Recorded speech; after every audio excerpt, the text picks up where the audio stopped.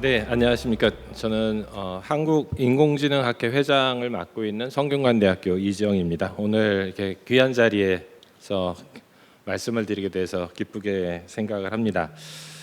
인공지능 시대와 우리의 대응이란 좀 거창한 주제인데요. 실제로 인공지능 시대를 한번 어떤 특징이 있나 한번 돌아보고 또 그 인공지능 시대에서 어떤 것이 중요한가 또 저는 인재라고 말씀을 드리고 싶은데 또 그 인재에 대한 이야기 말씀드리도록 하겠습니다. 먼저 AI 시대인데요.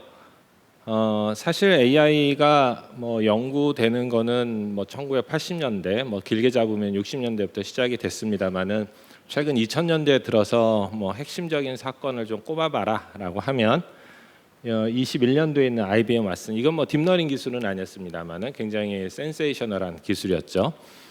그리고 2016년에 있었던 알파고 리, 그리고 22년도에 있었던 챗GPT, 이 정도가 아마 가장 센세이셔널한 중요한 이벤트가 아닌가라고 생각이 되고요. 대략 한 5년 주기로 굉장히 큰 일이 생기고 있습니다. 그다음에 마지막에 있는 챗GPT는 요새는 한국 챗GPT의 유료 사용자가 한국이 제일 많다고 하더라고요. 미국에서 돈 내고 챗GPT 쓰는 사람보다 한국에서 돈 내고 쓰는 사람이 더 많다. 물론 이제 미국은 여러 가지 다른 제미나이라든지 쓰는 사람들이 많이 있기 때문에 토탈 하면은 미국이 더 많겠지만 챗GPT 자체만 놓고 보면 훨씬 더 많다고 이렇게 말을 합니다. 근데 챗GPT가 언제 나왔는지 다 기억하시겠습니다만 오른쪽 위에 보시면 22년도 11월에 발표가 됐거든요. 22년도 11월이면 꼽아 보면은 3년이 이제 채 안 됐습니다. 지금은 이제 아직까지는 10월이니까 3년 만에 3년 전에 나온 기술이 현재 우리 생활에 이렇게 깊이 사용되고 있는 거 보면 현재 사용되는 정도를 생각해 보면 이 기술은 아마 한 적어도 10년 전에 나왔을 것 같은 그런 기술일 만큼 많이 사용되고 있고요. 그다음에 동영상을 만드는 거는 요새 아주 보통 당연한 일로 생각되고 유튜브에도 이게 AI가 만든 건가 진짠가 헷갈릴 정도인데 이때 굉장히 센세이셔널하게 나왔던 것이 그 오픈 AI의 소라라는 기술이었고요. 이게 나온 게 유튜브에 이 영상이 올라간 게 24년도 2월이었습니다. 그러니까 이건 채 2년이 안 된 기술인데 지금 이미 우리 생활에서는 없어서는 안 될 기술, 그 정도 느낌까지 드는 엄청나게 사용되고 있습니다. 그리고 요거는 그 보스턴 다이나믹스에서 있는 로봇, 피지컬 AI, 요새 피지컬 AI에 많은 관심을 가지면서 또 많이 유행되는 동영상이긴 한데요. 이 동영상이 언제 올라갔냐면은 24년도 10월에 올라갔습니다. 그러니까 요건 1년 된 영상이죠. 오히려 이게 1년이 안 된 것 같은데 오히려 이것이 더 생각보다 오래된 기술입니다. 정말 이 AI가 지금 발전하고 있는 것을 보면은 아마 과거의 기술 발전이랑 비교해 보면은 한 5배 정도 빠르게 발전하면서 우리 생활에 한 5배 정도는 큰 영향을 주고 있는 게 아닌가라는 생각이 듭니다. 그래서 실제로 이 많은 AI들이 우리가 사용되고 있는데 이 발전도 지금 점점 나가고 있죠. 그래서 처음에는 개별 모델을 만들고 그 다음에는 언어 생성형 모델, 그 다음에 지금 최근에는 이제 멀티모달해서 비디오랑 언어랑 사진이랑 다 섞어서 가는 멀티모달, 그 다음에는 에이전틱 AI와 피지컬 AI까지 나가고 있습니다. 앞에 있던 세 개는 단순히 어떤 모델에서 내가 입력을 주면 그 입력에 대해서 이거는 멍멍입니다, 고양이입니다. 요 정도의 일을 해주는 거라면 뒤에 있는 에이전틱 AI는 이제 얘가 판단까지 해주는 거죠. 가장 싼 식당을 골라서 예약해줘라고 하면은 얘가 서치를 해서 가장 싼 곳을 고른 다음에 액션까지 해서 예약까지 해주는 에이전틱 AI가 있고요. 그 다음에 그런 에이전틱 AI 기술을 로봇에 올리게 되면은 이제 피지컬 AI가 됩니다. 그래서 요새 우리나라의 제조 산업과 연결되어서 피지컬 AI에 대한 많은 투자가 있고 관심을 지금 갖고 있습니다. 그래서 결국 이런 것들이 AI가 점점 발전하면서 AI는 결국 궁극의 어떤 노동력으로 발전하고 있는 것이 아닌가. 또한 이 궁극의 노동력이라는 것은 사회를 변화시키는 굉장히 큰 힘이 되겠죠. 이제 부의 창출의 근본이 바뀌게 되고 또 부 창출에 있어서 중요해지는 요소가 바뀌게 돼서 우리 사회에 뭐 장기적으로 봤을 때 굉장히 큰 임팩트가 있을 것이다라는 거는 우리 누구나 예상하고 있습니다. 근데 이와 더불어서 또 많은 분들이 또 우려하고 계신 게 있는데요. AI가 위험하다. AI가 앞에서 말씀드린 대로 궁극의 노동력으로 사람을 대체하기 시작하면은 우리는 앞으로 어떻게 될 것이냐라는 또 우려들이 있는데요. 사실 저는 AI를 연구하고 있습니다만은 그런 약간 비관론에 대해서는 동의를 하지 않는데요. 왜냐하면 다음 영상 하나 보시죠. 이거가 유튜브에 올라갔던 겁니다. 그래서 어떤 외국인이 우리나라 그 골목 사진을 찍어서 올리고서 이 골목 사진을 보고 힙하다라고 올렸습니다. 그랬더니 사람들이 댓글을 막 단 거예요. 아 좋다, 마음이 차분해진다, 뭐 하고 좀 동영상 보면 좋아요가 27만 9천 개, 물론 지금은 더 올라갔겠습니다만 달려 있어요.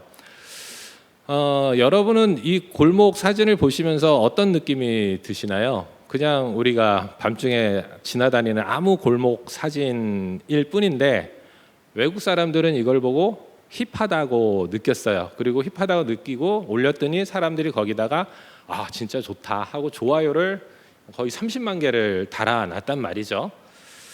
자, 그러면은 제가 질문을 좀 드리겠습니다. 어떤 AI한테 이 골목 사진을 보여줬더니 AI가 힙하다라고 대답할 것 같은 AI가 상상이 되시나요? 어떤 AI가 과연 이 사진을 보고 아 이거 참 힙하네요라고 대답할 수 있을까요? 쉬울 것 같지 않죠. 또 어떤 AI가 대답했다고 칩시다. 이걸 딱 보여줬더니 이 골목 힙해요라고 AI가 대답했어요. 여러분은 동의하실 겁니까? 동의하셔가지고 좋아요를 30만 개를 이렇게 찍으실 분이 계신가요? 과연 이 영역에 일어나는 일들이 과연 이게 AI로 대체 가능한 일인가라고 생각해 보면 대체 가능할 것 같지 않습니다. 과연 이런 일들이 실제로 근데 우리는 인간으로서 뭐 극히 정상적이고 우리가 늘상 하는 일 중에 하나죠. 어떤 사진 보고 좋다, 어떤 사진 보고 나쁘다, 슬프다라고 하고 가치 판단을 하죠. 가치 판단하고 거기에 사람들이 동의하는 일들이 있는데 과연 이것을 우리가 지금 만들고 있는 그 LLM들, 우리가 만들고 있는 AI, 우리가 만들고 있는 피지컬 AI 이런 기술들이 과연 이런 일을 할 수 있을까라고 하면은 저는 매우 어렵지 않을까. 물론 뭐 수학적으로 확률이 제로라고 증명되지 않았기 때문에 못합니다라고 단언하기는 어렵지만 확률은 매우 낮고 어려울 것이다라는 생각이 듭니다. 그래서 결국 AI가 인간을 대체할 수 있느냐라고 물으면 저는 상당히 부정적인 대답을 하고요. AI는 결국 도구일 뿐이고 결국 그 도구를 이용해서 무엇을 할 것이고 이 결과가 좋은지 나쁜지는 결국 인간이 결정을 하고 인간이 선택을 하는 것이죠. 그래서 AI가 아무리 좋은 기능을 갖고 아무리 좋은 일을 할지라도 그 기능을 수행할지 말지 아니면 그 수행의 결과가 좋은지 나쁜지는 결국 인간이 판단하고 인간의 선택에 달려 있는 겁니다.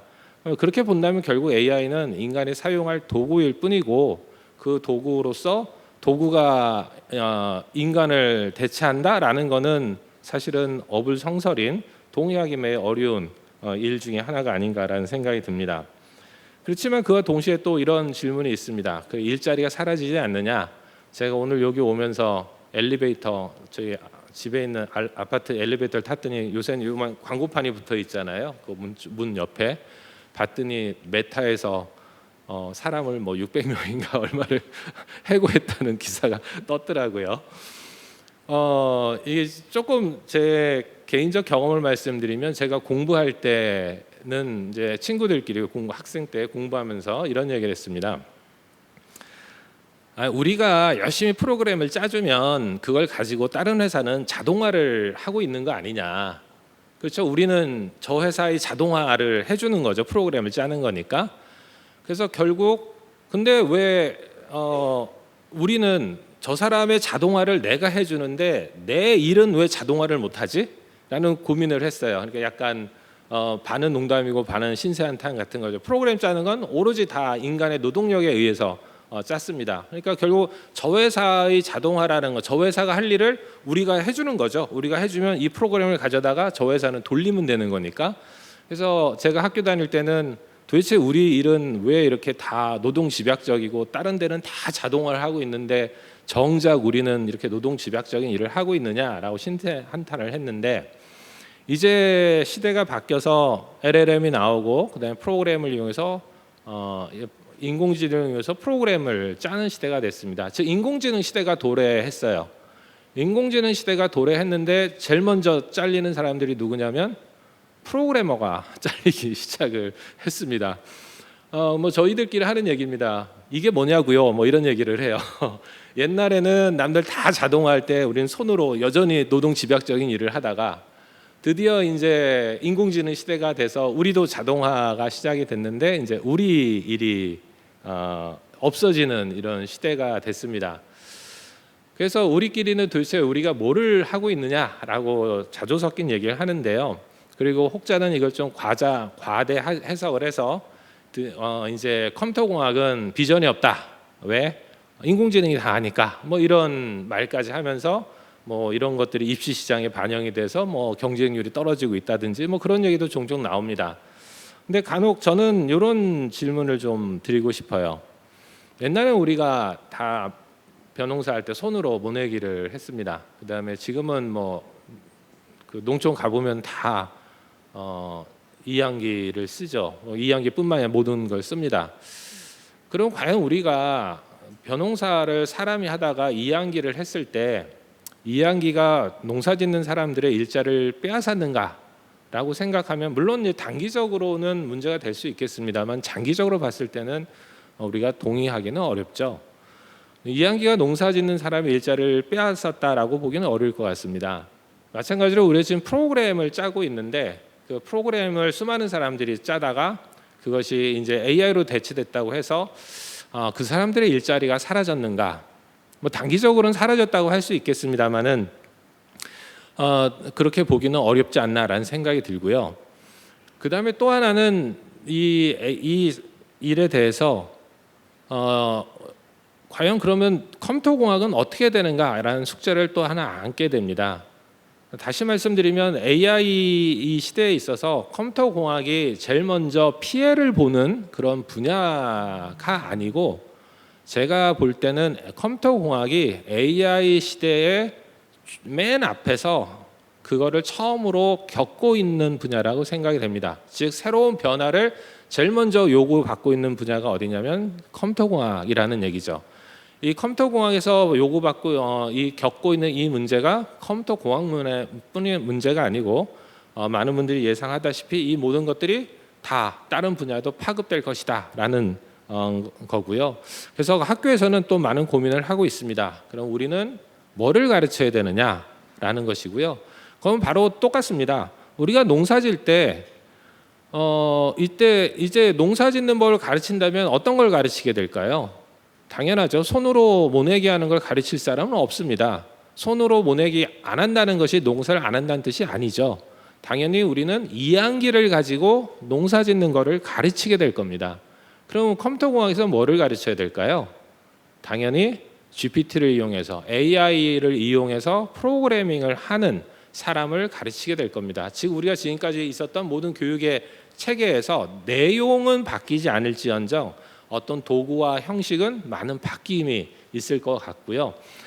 그래서 이 AI를 이용해서 우리가 학생들을 가르치는 것에 대한 새로운 도구를 변화를 맞이하고 있고 이 의미는 뭐냐면 학생이 대학을 졸업하는 학생이 똑같은 역량을 갖고 있는데 그냥 손으로 프로그램 짜던 애가 이제 GPT를 이용해서 프로그램을 짜서 사람이 편해졌다를 의미하지는 않을 겁니다.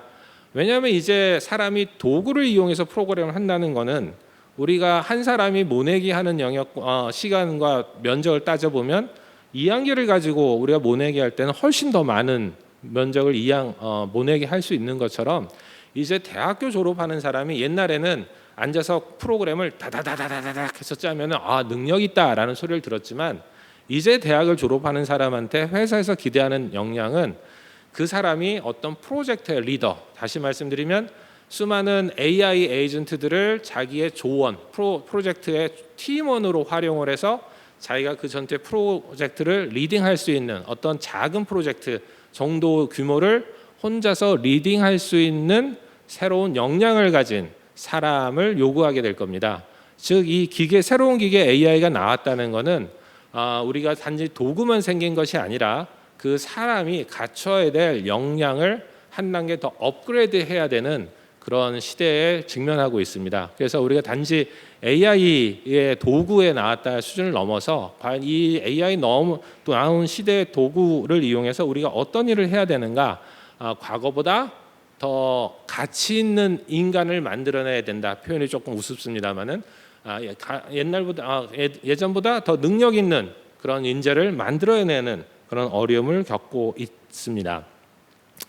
그러면 AI에서 인재는 왜 중요하냐라고 말씀을 드리면 AI는 사실 다른 분야랑 조금 다릅니다. 예를 들면 더 빠른 기차를 만들고 싶다, 더 작은 반도체를 만들고 싶다라고 한다면 그건 사실은 어떤 물리적 한계에 도전을 하는 겁니다. 그래서 우리가 뭐 10나노짜리 만들었다, 5나노짜리 만들었다, 그러다 뭐 1나노짜리를 만들자 그러면 1나노짜리는 너무 좁아서 전자가 글로 통과하지 못하고 밖으로 새 나간다. 뭐 이러면서 그 물리적 한계를 도전하는 일을 하고 있는 것이 다른 분야라고 한다면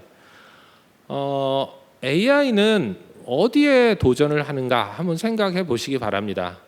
우리가 반도체는 어떤 더 빠른 반도체, 더 작은 반도체, 그다음에 뭐 이동 수단이라면 더 빠른 기차, 더 에너지 효율적인 기차라고 우리가 도전을 한다면 AI는 어디에 도전을 하고 있을까요? 우리가 AI가 도전하고 있는 물리적 한계가 있나요? 생각해 보면 없습니다. AI는 물리적 한계에 도전하고 있지 않고요. 바로 인간의 상상력에 도전을 하고 있어요. 누군가가 상상을 합니다. 이런 기계가 있으면 좋겠다라고 상상을 하면 우리가 지금까지 갖고 있던 기계를 가지고 그 상상을 구현해냅니다. 다시 그러면 또 다른 사람은 또 다른 상상을 합니다. 이런 게 되면 좋겠다라고 상상을 하면 다시 그걸 이용해서 우리가 또 새로운 걸 만들어내고 새로운 걸 만들어내게 됩니다. 즉 AI와 다른 분야의 차이는 바로 우리가 도전하는 것이 인간의 상상에 대한 도전을 하고 있는 것이고, 누군가는 더 큰 새로운 상상을 하고 누구는 그 상상을 새로운 기술로 이뤄내고 다시 그 순환 서클이 계속 돌면서 현재 AI가 발전하고 있고요. 그리고 우리가 갖고 있는 AI는 그러한 상상을 구현하기에 상당히 충분한 역량을 현재 갖췄다라고 말할 수 있습니다. 그래서 이러한 이유로 AI에서는 인재 또 상상을 갖고 할 수 있는 사람이 제일 중요하게 되고요. 그래서 AI는 창의, 도전, 혁신이 핵심이 되고, 그 다음에 그 한계가 존재하느냐라고 물었을 때 과연 그 끝이 어딜까 아직 가늠하기 어려운 상황이다라고 말씀드릴 수 있겠습니다. 그래서 이런 관점에서 AI는 창의, 도전, 혁신이 핵심 키워드가 되는 분야이고, 또 따라서 거기에 핵심은 말씀드린 대로 인재라고 우리가 말씀드릴 수 있겠습니다. 그럼 인재를 우리가 확보하기 위해서는 두 가지 전략이 필요한데요. 하나는 확보 전략과 유지 전략이 되겠습니다. 그래서 우리 현재 많은 분들이 사람들이 인재 유출이다 해서 외국에 나간다, 또 그런 많은 걱정들을 하고 계신데, 우리는 그래서 인재의 관점에서는 확보와 유지 이 두 가지 관점에서 고민을 하는 게 필요합니다. AI 인재 같은 경우는 크게 보면은 AI 핵심 인재가 아니라 AI 핵심을 개발하는 인재라는 뜻입니다. AI 확산을 하는 인재, 그다음에 AI를 활용하는 인재라는 관점에서 우리가 크게 세 카테고리를 나눠볼 수 있을 것 같습니다. 특히 AI 핵심 인재는 AI 자체의 혁신을 주도하는 사람, 혁신적인 서비스나 제품을 개발하는 사람들로 볼 수 있고요. 사실 이 사람들에 대해서는 양성의 관점보다는 확보의 관점에서 접근을 할 필요가 있는 것 같습니다.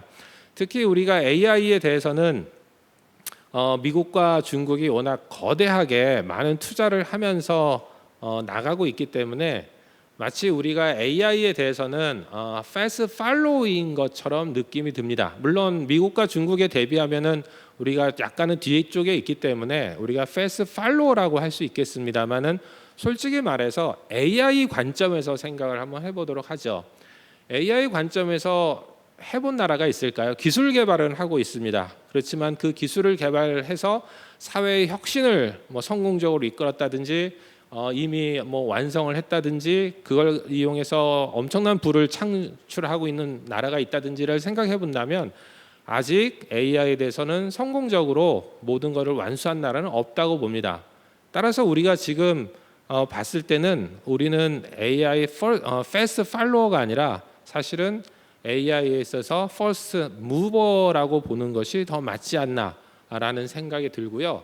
이 AI 인재를 우리가 어떻게 양성을 해야 되느냐라는 관점도 fast follower의 관점이 아니라 first mover의 관점에서 인재의 전략 또 AI의 여러 가지 전략을 세워야 되지 않나 생각됩니다. 그래서 그런 관점에서 양성보다 확보라는 의미가 그런 뜻입니다. 양성이라고 하면은 일종의 공장에서 찍어내는 듯이 그냥 길러내면 사람의 머릿수를 채우면 되는 듯한 느낌이지만 사실은 그래서 될 일은 아니고 우리가 first mover로서 필요한 인재를 확보해야 된다라는 관점에서 접근하는 게 더 맞겠고요.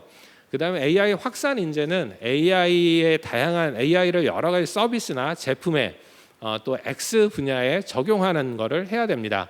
사실 AI의 핵심과 가치는 AI 확산에서 나오게 됩니다. AI가 여러 산업 분야에 여러 도메인에 어떻게 들어가서 더 효율성과 가치를 만들어내는가 핵심이 있기 때문에 이 AI 확산에 대한 인재 고민이 많이 필요하고요. 그리고 AI 활용은 이 모든 것들을 뒷받침할 수 있는 어떤 기반, 파운데이션. 그래서 우리나라 예를 들면 세계에서 AI를 가장 잘 사용하는 나라 만들기 또는 AI와 함께 춤을 이런 나라가 된다면 이 AI의 기반을 우리가 만들 수 있을 것이라고 생각이 됩니다. 그래서 AI 확보를 위해서는 일단은 국가 차원에서 어떤 AI 인재 통합 관리의 필요성이 있지 않나라고 생각이 좀 들고요. 그래서 교육부나 과기정통부, 산업부 많은 AI 인재 프로그램들이 있습니다만은 이러한 인재들을 이러한 프로그램들을 이제 인재의 성장 주기를 고려해서 이 대학원 현업에 있는 이런 성장 주기와 또 기업에서 필요한 수요 또 사람들의 인재의 공급 이 모든 것을 매트릭스로 잘 짜여진 그런 프로그램을 만들어서 우리가 유기적인 인재 확보 전략을 설립 필요가 있을 것 같고요. 그다음에 인재 유지 전략인데요. 사람들이 외국에 나간다. 또 외국에 나가면 연봉을 몇십억이 아니라 몇백억을 받는다 하면서 우리나라가 그 인재 유출을 어떻게 막을 건가라고 많은 고민들을 합니다.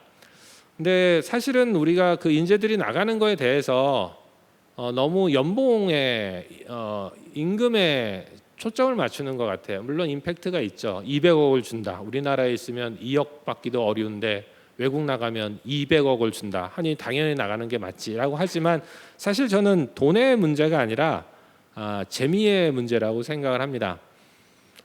예를 들면 한국에 있어서 너가 한국에서 연구를 하고 너가 한국에서 사업을 하고 너가 한국에서 공부를 하면 세계적인 사람이 될 수 있어 라는 확신이 그 친구가 든다면 외국에 나갈까요? 물론 200억이라는 게 작은 돈이 아니기 때문에 큰 유혹이 될 수 있겠습니다만 아마 동기가 많이 줄어들 겁니다. 즉 이 사람들이 외국에 나가는 건 단지 돈 때문에 나가는 건 아닙니다.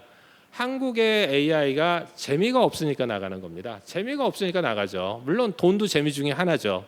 그러니까 외국에 나가면 더 재밌는 AI가 있습니다. 거기서 연구하면은 내가 세계적인 사람이 될 수 있고 거기서 내가 나가면 세계적인 연구를 할 수 있고 그렇기 때문에 외국에 나가지 않겠습니까? 그래서 우리 더 인재를 우리가 유지하기 위해서는 이 인재들이 한국에 남아 있을 이유 또 그 사람들이 들어올 이유를 우리가 제공을 해줄 필요가 있습니다. 그래서 그 사람들이 한국에서 더 큰 꿈과 목표를 이룰 수 있는 환경, 그다음에 성공적인 창업을 할 수 있는 환경, 또 세계적인 연구로 성장할 수 있는 환경, 또 그들이 그 어떤 명예를 얻을 수 있는 환경을 우리가 제공을 해줘야 그 인재들이 한국에 남아 있고 그 인재들이 한국에서 AI를 연구하면서 발전할 수 있을 것이라고 생각합니다. 단지 돈의 문제가 아니고 그들에게 남아 있을 이유, 돌아올 이유를 제공할 필요가 있다고 생각이 됩니다. 그리고 당연히 AI의 선순환 생태계 구축이 필요하고요. 그래서 지금은 뭐 데이터, 자본, 인재, 기업, 시장 이것들이 지금 현재 정부 정책에서 구축하고 있습니다만은 이것들이 아직도 많이 부족해서 잘 유기적으로 돌고 있다고 생각되지는 않습니다. AI의 다음 목적지는 AX, AI 트랜스포메이션과 AIX에 대한 문제가 되겠습니다. 그래서 실제로 AIX를 하면서 많은 질문을 합니다. 그래서 결국 AI를 현장과 도메인의 결합에 사실 우리의 다음의 목적지는 그거라고 생각합니다. 지금까지는 우리가 AI 기술을 개발하고 있었다면 이제 우리가 해야 할 일은 이 AI 기술을 현장과 도메인에 어떻게 접목을 할 것인가에 대한 문제인데 아직도 요거에 대해서 마땅한 솔루션은 나와 있는 것 같지는 않습니다. 예를 들면은 가장 흔한 질문이 이겁니다. AIX를 누가 하는 게 옳으냐라는 AI라는 기술을 X라는 도메인에 적용할 때 어떤 사람을 양성해야 되느냐라는 많은 질문이 있는데요. 그 질문은 이거죠. AI 사람이 X 배우기가 쉽고 효율적이다. 그래서 AI 사람을 데려다가 X를 열심히 가르쳐서 AIX를 하게 만들자. 또 다른 의견은 X 사람이 AI를 배우는 게 훨씬 낫다. 도메인은 너무 어렵다.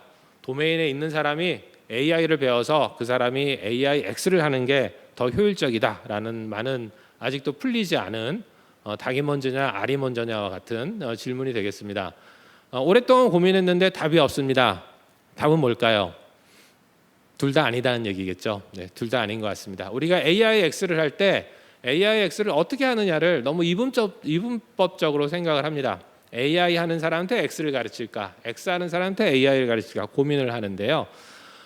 제가 볼 때는 AI 하는 사람과 X 하는 사람은 다릅니다. 그래서 뭐 옛날 책 제목을 따라서 이름을 붙이자면 화성에서 온 AI 사람, 금성에서 온 X 사람이라고 말할 수 있습니다. 그러니까 AI 사람한테 X를 아무리 가르친들, X 사람한테 AI를 아무리 가르친들 두 사람이 같을 것 같지는 않습니다. 즉 결국 AI 사람은 도메인을 잘 모르고요. 아무리 가르쳐도 X 사람은 AI를 아무리 배워도 AI를 잘 모릅니다. 그래서 어떤 사람도 AI로 문제를 AI로 포뮬레이션을 하지 못합니다. 즉 앞에서 말씀드린 대로 AI 사람의 X를 가르치는 것과 AI X 사람한테 AI를 가르치는 것이 이퀴벌런트 할 것이다라고 하지만 지금까지 제 경험에 의하면 그렇지 않습니다. 두 사람은 다릅니다.